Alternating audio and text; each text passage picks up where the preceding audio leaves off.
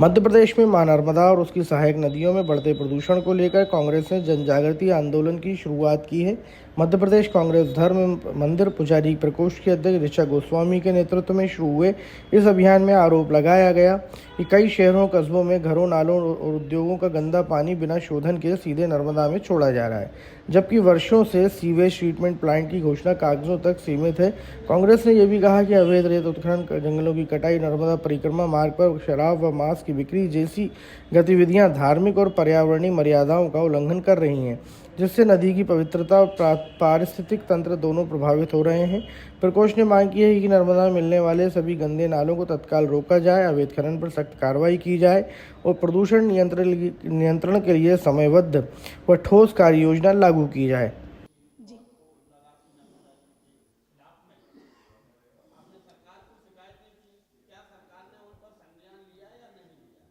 देखिए, बीच में तो अभी घनसौर में जब लोगों ने मुझसे कहा चलते हुए कि माता जी यहाँ पे जल संकट बहुत ज़्यादा और नर्मदा जी 2 किलोमीटर पे ही प्रवाहित हो रही है और हमारे यहाँ पर लिफ्ट इरिगेशन की सुविधा नहीं है, तब मैंने ज़रूर 14 दिन का निर्जला व्रत करके वहाँ पर सांसद महोदय फग्गन सिंह कुलस्ते जी,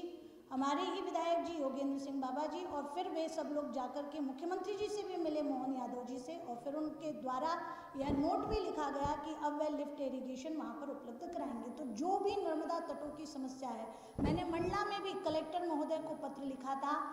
और इस बीच में मुझे जो भी जनप्रतिनिधि मिलते गए हैं मैंने उनके संज्ञान में बार बार लाया है। मैं सरकार को भी सचेत कर रही हूँ और मैं चाहती हूँ कि इसमें जन भागीदारी भी सुनिश्चित की जाए, क्योंकि हर किसी की अवेयरनेस ज़रूरी है। तो जितना सचेत हम सरकार को कर रहे हैं उतना ही लोगों को भी अवेयर करने की कोशिश कर रहे हैं कि आप लोग भी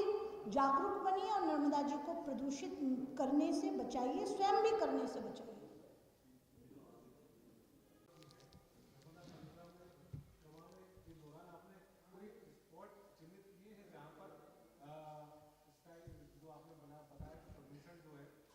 अरे आप पहले अमरकंटक ही जाओ,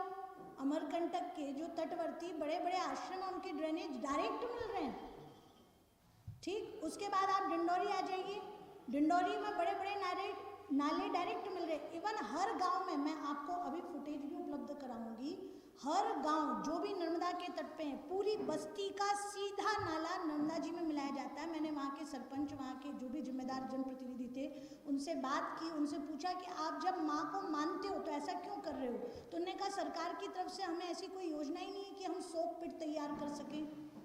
या फिर हम है ना अपने नाले नर्मदा जी में ना मिलाएं। कई लोग तो कुतर्क ये दे देते हैं कि पानी का तो काम है नीचे की तरफ बहना, तो नर्मदा जी नीचे की तरफ बह रही है इसलिए गंदे नाले कहाँ जाएंगे।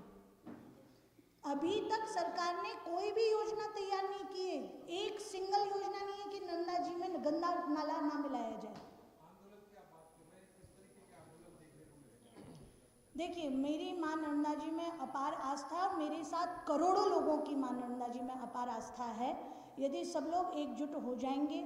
और मैं तो एक ही जानती हूँ, गांधी जी का सत्याग्रह। मैं ये समझती हूँ कि जब अंग्रेजों की सरकार थी तब गांधी जी ने अपने सत्याग्रह से सबको हिला दिया था, तो हम भी जल्द सत्याग्रह करेंगे। फिलहाल में तो अपनी ही भारत की सरकार है, कैसे नहीं संज्ञान में लेगी और कैसे काम नहीं करेगी।